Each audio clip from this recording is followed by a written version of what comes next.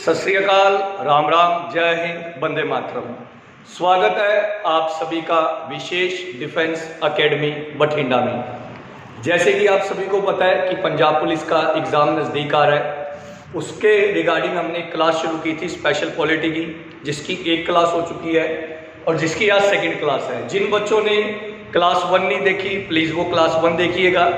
तो आज हम क्लास 2 में आगे के कॉन्सेप्ट पढ़ेंगे। लास्ट क्लास में हमने जो पढ़ा था उसका एक छोटा सा ओवरव्यू मैं देता हूं कि भारत में कॉन्स्टिट्यूशनल असेंबली बनकर तैयार हो चुकी थी और कॉन्स्टिट्यूशनल असेंबली में टोटल 389 मेंबर थे। कौन से मेंबर कहां से आए, कितने कितने मेंबर कैसे आए, ये मैंने लास्ट लेक्चर में बताया। तो कॉन्स्टिट्यूशनल असेंबली में टोटल 389 मेंबर थे और इस प्रकार से भारत में एक अंतरिम गवर्नमेंट यानी कि एक अंतरिम सरकार बनकर तैयार होगी। तो आइए प्यारे बच्चों, अब हम करते हैं cabinet of interim government. Cabinet of interim government जो हमारी अंतरिम सरकार थी उसके कैबिनेट के बारे में पढ़ते हैं। काफी प्रश्न बनते हैं। सबसे पहले पीएम, और पीएम के साथ साथ जिन्हें फॉरेन मिनिस्ट्री दी गई, मतलब वो भारत के पहले प्रधानमंत्री भी बने और पहले विदेश मंत्री भी बने, यानी कि फॉरेन मिनिस्टर। मैं शॉर्ट में एफएम लिख रहा हूं, पीएम प्राइम मिनिस्टर और फॉरेन मिनिस्टर। तो ये बने JL नेहरू। हम ये सभी जानते हैं कि भारत के पहले प्रधानमंत्री JL नेहरू थे। JL नेहरू यानी कि जवाहरलाल नेहरू। लेकिन अगर आपसे पूछ ले कि पहले फॉरेन मिनिस्टर कौन थे, तो पहले फॉरेन मिनिस्टर बने जवाहरलाल नेहरू। क्लियर है? इसके बाद next home minister plus deputy PM. Bharat के पहले गृह मंत्री और साथ में पहले डिप्टी पीएम यानी कि उप प्रधानमंत्री के रूप में बने सरदार पटेल। यह है भारत की कैबिनेट, ठीक है, जो पहली कैबिनेट बनी, याद रखिएगा। आगे बढ़ते हैं। इसके बाद नोट्स आप बनाते जाइएगा। नेक्स्ट है एजुकेशन मिनिस्टर।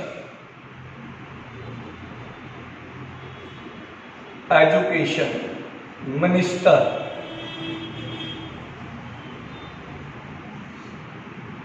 यानी कि शिक्षा मंत्री। भारत के पहले शिक्षा मंत्री बने C राजा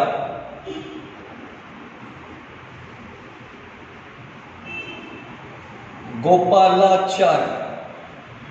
भारत के पहले शिक्षा मंत्री बने C राजा गोपालाचार्य। नेक्स्ट है food and agriculture minister. Food and agriculture minister यानी कि भोजन एवं कृषि मंत्रालय डॉक्टर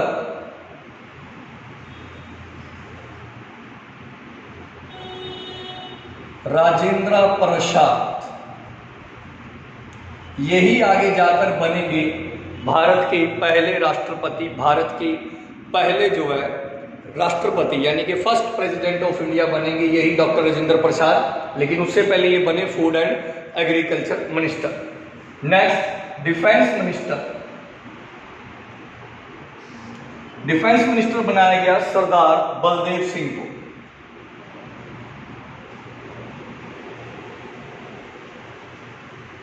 सरदार Baldev Singh. Next labour minister यानी कि श्रम मंत्रालय बाबू जगजीवन राम। तो फिर से हम एक बार रिवाइज कर लेते हैं। एजुकेशन मिनिस्टर बनाया गया C राजा गोपालाचारी को। फूड एंड एग्रीकल्चर मिनिस्टर बनाया गया डॉक्टर राजेंद्र प्रसाद को। डिफेंस मिनिस्टर बनाया गया सरदार वल्लभ भाई पटेल को और लेबर मिनिस्टर बनाया गया बाबू जगजीवन राम को। इसके बाद नेक्स्ट है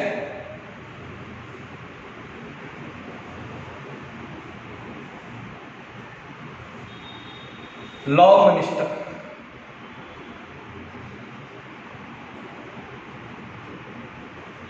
यानी कि कानून मंत्री। भारत के पहले कानून मंत्री बने जोगेंद्र नाथ मंडल। जोगेंद्र नाथ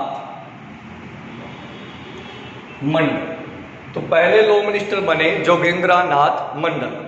जोगेंद्र नाथ मंडल के बाद रेल मिनिस्टर, रेलवे मंत्रालय, रेल मिनिस्टर बनाया गया, रेल मिनिस्टर बनाया गया अरुणा आसफ अली।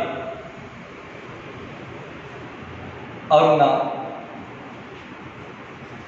आसफ अली रेल मिनिस्टर बनाया गया अरुणा आसफ अली को। इसके बाद इंडस्ट्रीज मिनिस्टर, इंडस्ट्रीज मिनिस्टर बनाया गया जॉन मथाई को। इंडस्ट्री मिनिस्टर के बाद mines and ports minister, mines and ports यानी कि बंदरगाहें, तो माइंस एंड पोर्ट्स मिनिस्टर बनाया गया एच.सी. भाभा। एच.सी. भाभा। एक बार फिर से रिवीजन करते हैं। लॉ मिनिस्टर जोगेंद्र नाथ मंडल को, railway minister Aruna Asaf Ali, industry minister John Mathai, mines and port minister H C. Bhabha. ठीक है, इसके बाद आगे बढ़ते हैं। तो आशा करता हूं प्यारे बच्चों यहां तक आपको सब समझ में आ गया होगा। इसके बाद हम आगे बढ़ते हैं और आगे हम बात करते हैं जब कॉन्स्टिट्यूशनल असेंबली बनकर तैयार हो गई और असेंबली में 389 मेंबर थे, हमारी उस समय की सरकार बन के तैयार हो गई, कैबिनेट के बारे में हमने पढ़ लिया है। अब हम बात करते हैं कॉन्स्टिट्यूशनल असेंबली की फर्स्ट मीटिंग की। कॉन्स्टिट्यूशनल असेंबली की फर्स्ट मीटिंग यानी कि पहली बैठक, फर्स्ट मीटिंग हुई 9 दिसंबर 1940। अगर आपसे पूछा जाए कॉन्स्टिट्यूशनल असेंबली की पहली मीटिंग कब हुई, तो हमारा आंसर होगा 9 दिसंबर 1946 को। और इस पहली मीटिंग में हमने अपने पहले अध्यक्ष चुने, पहले प्रेसिडेंट चुने कॉन्स्टिट्यूशनल असेंबली के। फर्स्ट प्रेसिडेंट बने डॉक्टर सच्चिदानंद सिन्हा। सच्चिदानंद सिन्हा, याद रखना, डॉक्टर सच्चिदानंद सिन्हा, सच्चिदानंद सिन्हा। लेकिन इसके साथ एक चीज और याद रखना, ये फर्स्ट टेम्परेरी प्रेसिडेंट थे, अस्थायी थे, टेम्परेरी थे, अस्थायी थे, और इनको फ्रेंच मॉडल पर चुना गया था। इन्हें फ्रेंच मॉडल से चुना गया। अब बच्चे कहेंगे फ्रेंच मॉडल क्या होता है? फ्रेंच में एक सिस्टम चलता है, फ्रांस में एक सिस्टम चलता है, जो सबसे ज्यादा सीनियर होगा उसे अध्यक्ष बना दिया जाएगा। ठीक उसी प्रकार से डॉक्टर सच्चिदानंद सिन्हा को पहला अध्यक्ष बना दिया गया। कौन से मॉडल पर? फ्रेंच मॉडल पर। लेकिन ये टेम्परेरी थे, अस्थायी थे। ठीक है, तो आप अगर कुछ नहीं कर सकते, मेरी जितनी पॉलिटी की क्लासें है वो सारी लगा लो, चाहे आपका एसएससी है, चाहे आपका स्टेट गवर्नमेंट है, चाहे पंजाब पुलिस है, ये आपका सारा कवर हो जाएगा। अगर आपको क्लासें अच्छी लग रही है तो प्लीज कमेंट करके जरूर बताइएगा कि जो कंटेंट करवाया जा रहा है वो आपको अच्छा लग रहा है। लाइक और शेयर जरूर कीजिएगा। ठीक है, अब आगे बढ़ते हैं। तो ये पहली मीटिंग हुई और इसमें पहले प्रेसिडेंट चुने गए डॉक्टर सच्चिदानंद सिन्हा को, जो फ्रेंच मॉडल से चुने गए। ठीक है, लेकिन ये टेम्परेरी थे। इसके बाद 11 दिसंबर 1946 को कॉन्स्टिट्यूशन असेंबली की सेकंड मीटिंग हुई और इस सेकंड मीटिंग में डॉक्टर राजेंद्र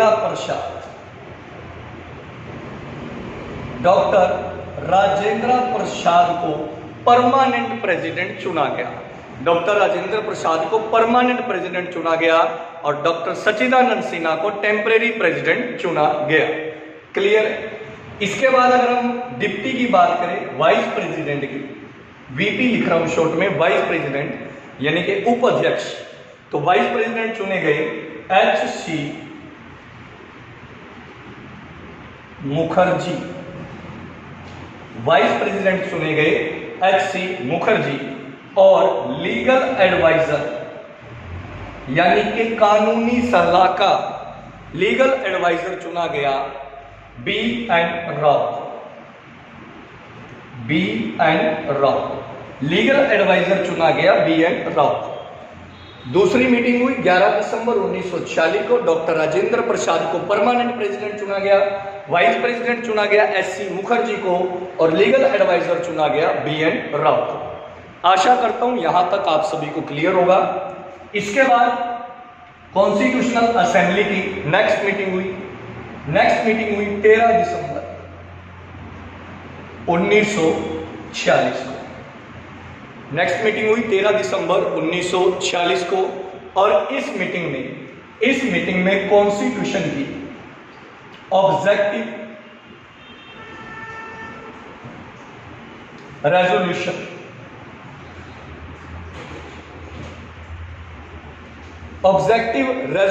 पास की गई जिसे कहा जाता है उद्देशिका, ऑब्जेक्टिव रेजोल्यूशन को पास किया गया जिसे कहा जाता है उद्देशिका। इसी उद्देशिका में हमारे संविधान की प्रेम्बल है जिसे बोला जाता है प्रस्तावना। याद रखना, ये प्रेम्बल हमने कहां से ली है? ये प्रेम्बल हमने ली है अमेरिका से। तो ये प्रेम्बल हमने अमेरिका से ली है। प्रेम्बल के बारे में हम डिटेल में पढ़ेंगे तो तब आपको पता लगेगा प्रेम्बल क्या है, उद्देशिका क्या है। लेकिन ये पास हुई 13 दिसंबर 1946 को, जो हमने कहां से लिया है? अमेरिका से। इसी प्रेम्बल को कहा गया है सोल ऑफ कॉन्स्टिट्यूशन। इसी प्रेम्बल को कहा गया है सोल ऑफ कॉन्स्टिट्यूशन, भारत के संविधान की आत्मा। तो प्यारे बच्चों, आशा करता हूं यहां तक आप सभी को क्लियर होगा।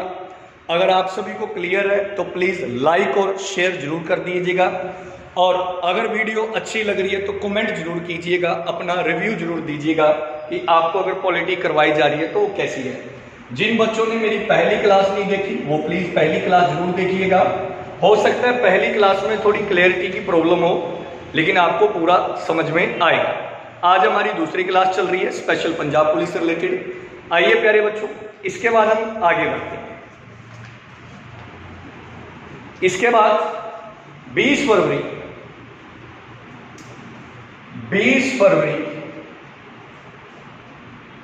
1947 20 फरवरी 1947 को इंग्लैंड के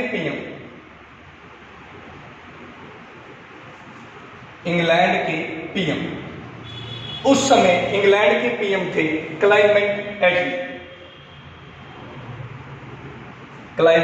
एटली। आप चाहो तो अकेला एटली भी याद रख सकते हैं।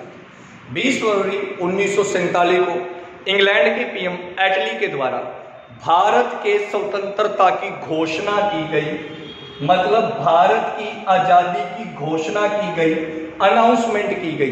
किसके द्वारा? एटली के द्वारा। अगर आपको प्रश्न आए कि भारत की स्वतंत्रता इंडिपेंडेंट की घोषणा अनाउंसमेंट कब हुई तो 20 फरवरी 1947 को हुई। किसने की? इंग्लैंड के पीएम एटली ने की और इन्होंने कहा कि भारत को 30 जून 1948 तक आजाद कर दिया जाए, यानी कि उनको उनका अधिकार दे दिया जाए, उनका संविधान दे दिया जाए। ये अनाउंसमेंट की एटली ने 20 फरवरी 1947 को। कब तक? 30 जून 1948 तक। इसके बाद मार्च 1947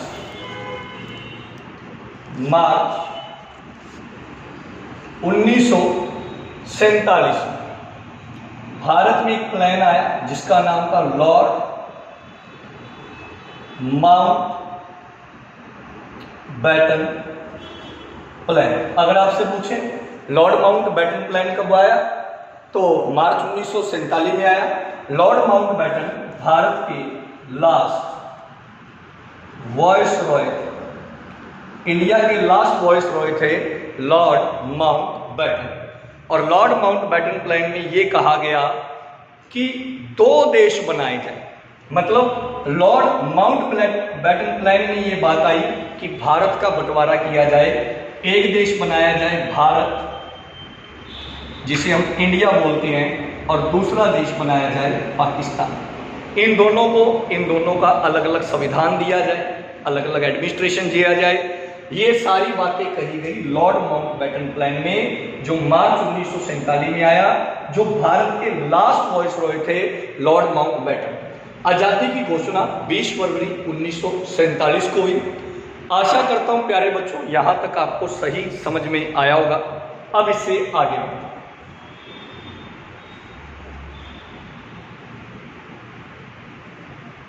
इसके बाद 18 जुलाई 1947 को 18 जुलाई 1947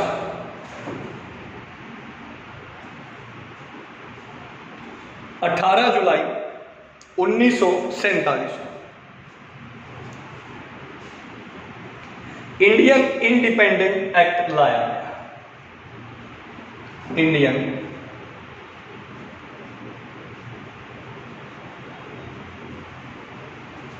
एक्ट, भारतीय स्वतंत्रता अधिनियम लाया गया।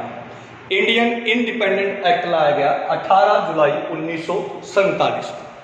क्लियर, रख लोगे आप, ठीक है।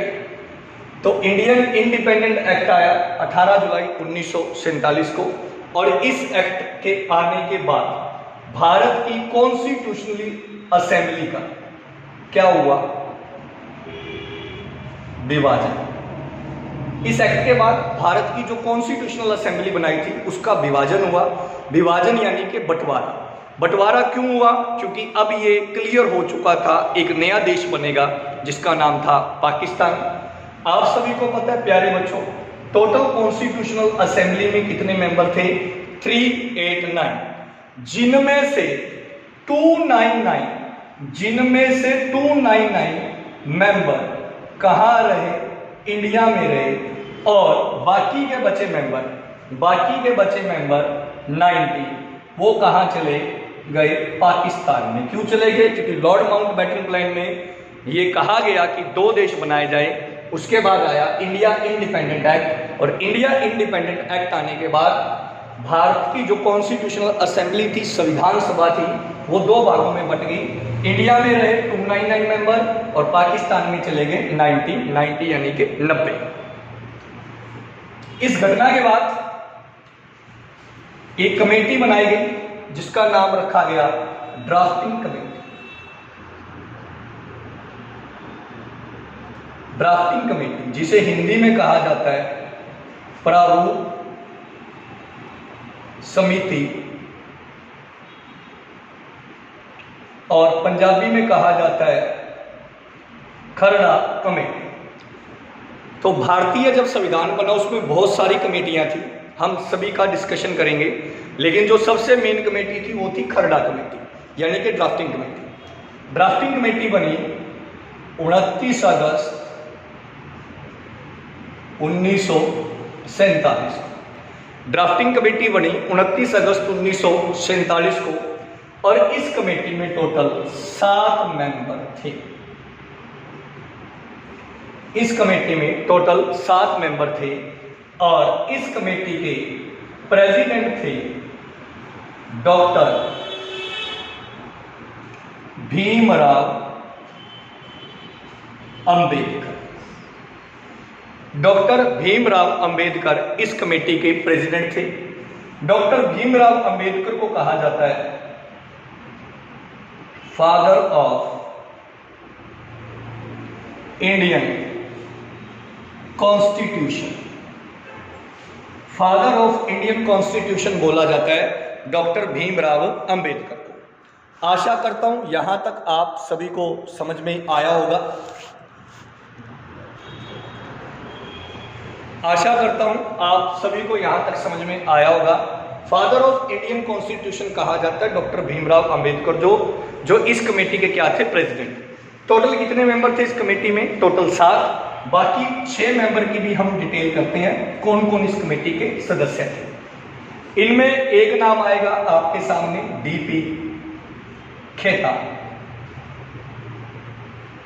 डीपी खेतान पहले सदस्य थे, डीपी खेतान रखो गया, लेकिन बाद में इनकी डेथ होगी डीपी खेतान की, और डीपी खेतान के बाद इन्हीं की जगह ली टीटी कृष्णाचार्य। तो पहले मेंबर थे डीपी खेतान, लेकिन उनकी डेथ हो गई और उनकी जगह ली टीटी कृष्णाचार्य। इसके बाद है बीएल मित्रा, लेकिन बीएल मित्रा रिजाइन दे देते हैं और जिस कारण से मेंबर चेंज करने पड़े और बीएल मित्रा की जगह बने माधव राव। माधव राव। बीएल मित्रा के बाद केएम मुंशी, केएम मुंशी के बाद मोहम्मद सादुल्ला,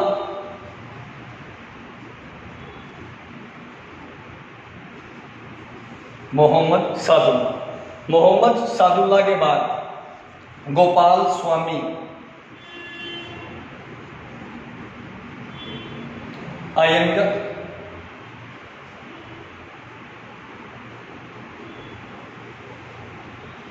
और गोपाल स्वामी अयंगर के बाद कृष्णा स्वामी अय्यर।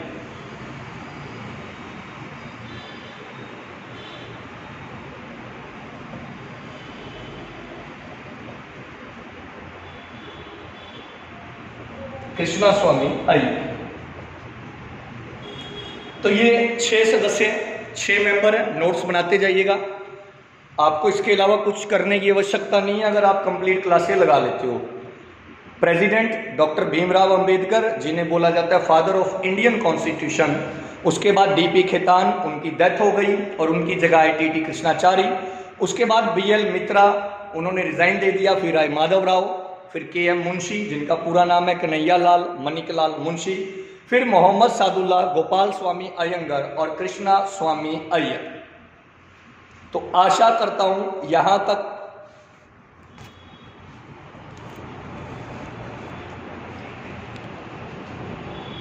आप सभी को समझ में आया होगा। तो मैं साफ कर रहा हूं, इससे आगे बढ़ते हैं।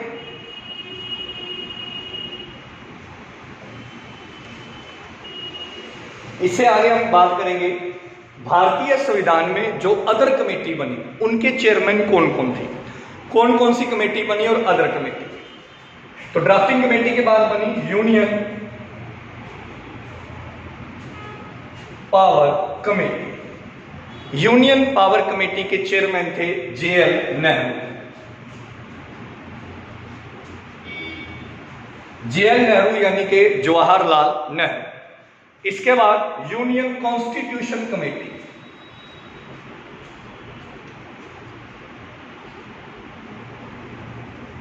Union constitution committee president JL Nehru, मतलब इस कमेटी के भी अध्यक्ष जेएल नेहरू थे। उसके बाद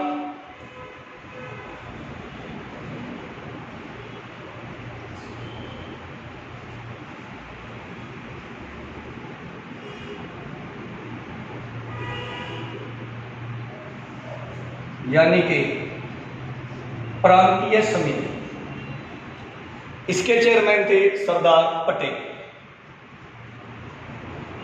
सरदार Patel. Next fundamental rights committee,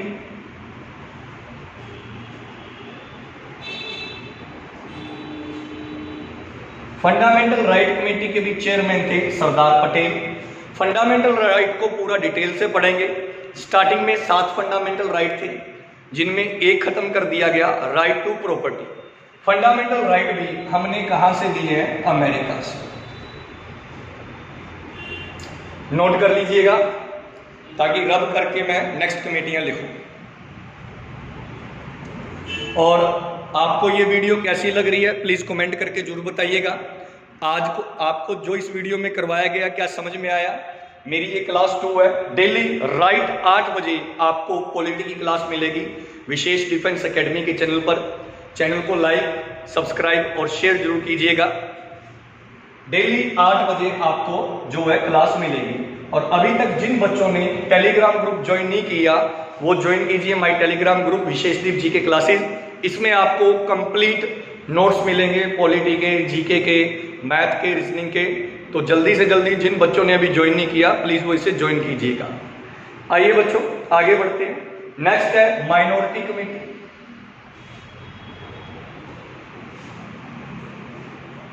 minority committee, minority यानी कि अल्पसंख्यक, मतलब जिस धर्म की संख्या या जनसंख्या भारत में कम है। माइनॉरिटी कमेटी के चेयरमैन थे सरदार पटेल। माइनॉरिटी कमेटी के चेयरमैन थे सरदार पटेल। इसके बाद रूल ऑफ प्रोसीजर, इसके चेयरमैन थे डॉक्टर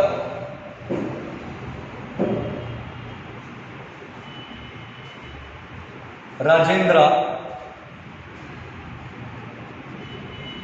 प्रसाद। Next state committee, chairman JL Nehru. State committee के बाद national flag committee, chairman JP Kripalani. लेकिन याद रखना जो नेशनल फ्लैग कमेटी थी इसके 2 अध्यक्ष बने थे, 2 चेयरमैन। परमानेंट पूछे तो JP कृपलानी, और अगर आपको टेम्परेरी पूछ ले तो टेम्परेरी बने थे डॉक्टर राजेंद्र प्रसाद। एक एक पॉइंट मैं कवर करता जा रहा हूं ताकि कोई पॉइंट आपका ना बचे। टेम्परेरी बने थे डॉक्टर राजेंद्र प्रसाद। इसके बाद नेक्स्ट है house committee, Pattabhi Sitaramayya. House के बाद लैंग्वेज कमेटी यानी कि भाषा समिति, लैंग्वेज कमेटी। इसके मोतूरी सत्यनारायण, मोतूरी सत्यनारायण। और लास्ट है order of trade committee, order of trade committee KM Munshi. तो ये वो कमेटियां हैं जो हमारे भारतीय संविधान में बनाने में जिन्होंने अपना योगदान दिया। सभी के आपने नोट्स बनाने हैं, नाम लिखने हैं, उनके चेयरमैन नोट करने हैं। इस कमेटी के बाद बात आती है कि भारतीय संविधान, इंडियन कॉन्स्टिट्यूशन का सोर्स क्या है। सोर्स को कल हम डिटेल में पढ़ेंगे, लेकिन आज मैं शुरुआत कर देता हूं। सोर्स ऑफ इंडियन कॉन्स्टिट्यूशन,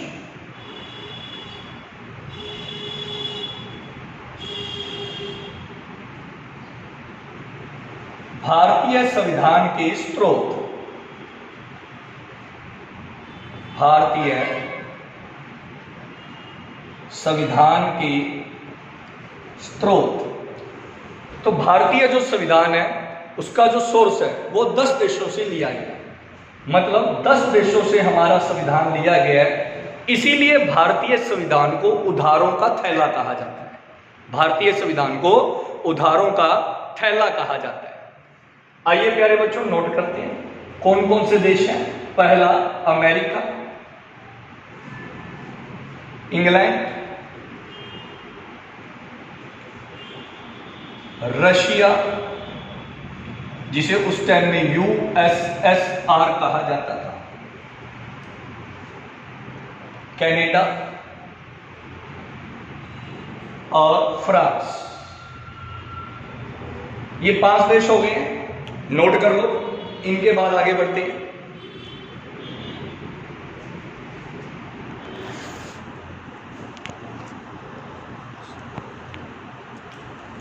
ठीक है, America, England, Russia, Canada, France, Germany,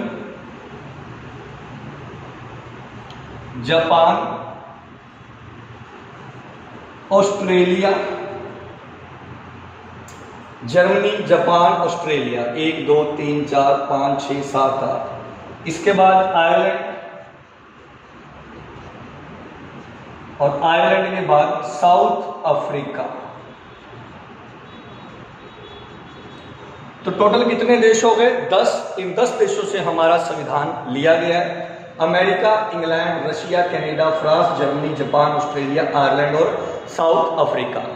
तो प्यारे बच्चों, कल हम पढ़ेंगे इन देशों से क्या क्या लिया गया है और पूरी की पूरी पॉलिटी कंप्लीट करेंगे पंजाब पुलिस से रिलेटेड। तो डेली 8 बजे आपको जो है पॉलिटी के लेक्चर मिलेंगे विशेष डिफेंस एकेडमी के यूट्यूब चैनल पर। प्लीज लाइक, सब्सक्राइब और शेयर जरूर कीजिएगा, ठीक है। और ज्वाइन कीजिए माय टेलीग्राम ग्रुप विशेष दिन जीके क्लासेस। वीडियो में कमेंट करके अपना रिव्यू जरूर दीजिएगा। जय हिंद, वंदे मातरम।